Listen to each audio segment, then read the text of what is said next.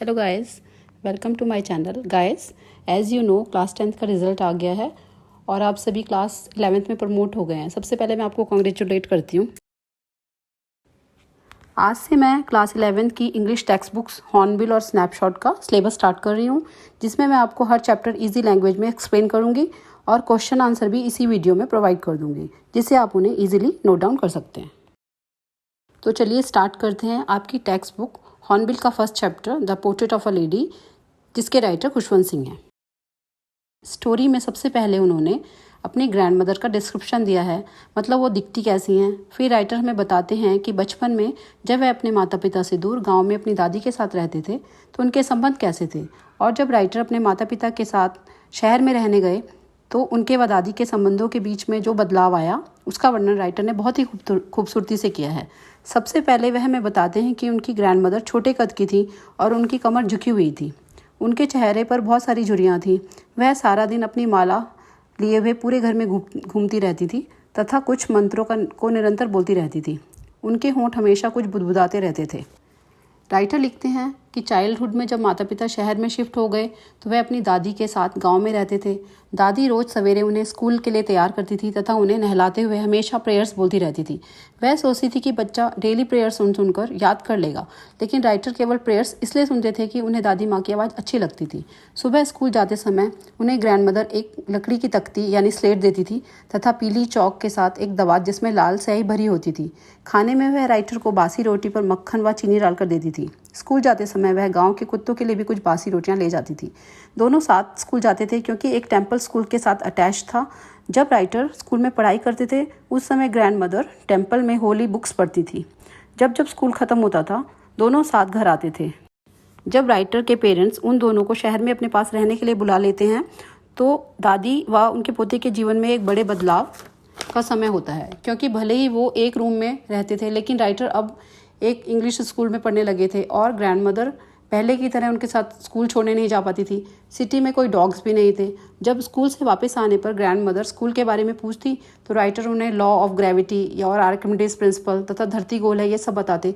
तब वह हैरान होती क्योंकि उनके लिए ये सब नई बातें थी और वह इस पर भरोसा नहीं कर पाती थी, जिससे वह नाखुश रहती थी। दूसरा, वह इस बात से भी नाराज़ रहती थी कि स्कूल में ईश्वर या धर्म ग्रंथों के विषय में नहीं बतलाया जाता था। और जब राइटर ने उन्हें म्यूज़िक लेसन के बारे में बताया तो वह ज़्यादा उदास हो गई, क्योंकि उन्हें लगता था कि म्यूज़िक और डांस अच्छे लोगों के लिए नहीं है। और उसके बाद उन्होंने ऑथर से बात करना भी कम कर दिया।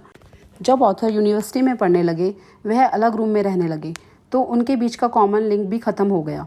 अब दादी माँ अपना अधिकतर समय ईश्वर को याद करते हुए बिताती थी। दोपहर के समय वह ब्रेड के छोटे छोटे टुकड़े कर चिड़ियों को डालती। बहुत सी चिड़ियाँ बरामदे में आती, कुछ तो उनके हाथों और सिर पर भी बैठ जाती थी। दादी माँ उन्हें उड़ाती नहीं थी, सिर्फ मुस्कुराती थी। यह समय उनके दिन का सबसे खुशियों भरा होता था। जब आगे की पढ़ाई के लिए राइटर ने विदेश जाने के बारे में निर्णय लिया तो वह सोच रहे थे दादी माँ बहुत दुखी होंगी, लेकिन ऐसा नहीं हुआ। राइटर को छोड़ने के लिए रेलवे स्टेशन तक भी दादी माँ आई। इस दौरान वह बिल्कुल दुखी नहीं दिखी, लेकिन लगातार प्रेयर कर रही थी। राइटर सोच रहे थे कि 5 साल बाद जब वह वापस आएंगे तो शायद दादी माँ उन्हें ना मिल सकें, लेकिन 5 साल बाद पढ़ाई पूरी करने के बाद जब वह वापस आए तो दादी माँ बिल्कुल पहले जैसी ही दिखी। वह एक दिन भी ज़्यादा बूढ़ी नहीं हुई थी और हमेशा की तरह दोपहर में स्पैरो को खाना डालने का समय उनके जीवन का हैप्पीएस्ट मोमेंट होता था। उस दिन शाम को ग्रैंडमदर ने पड़ोस की औरतों को इकट्ठा किया और एक ढोलक बजाते हुए गाना शुरू किया। इस प्रकार से उन्होंने राइटर का स्वागत किया। इतने वर्षों में यह पहला दिन था जब उन्होंने प्रेयर नहीं की। अगले ही दिन ग्रैंडमदर बीमार हो गई। डॉक्टर ने कहा कि उन्हें हल्का बुखार है।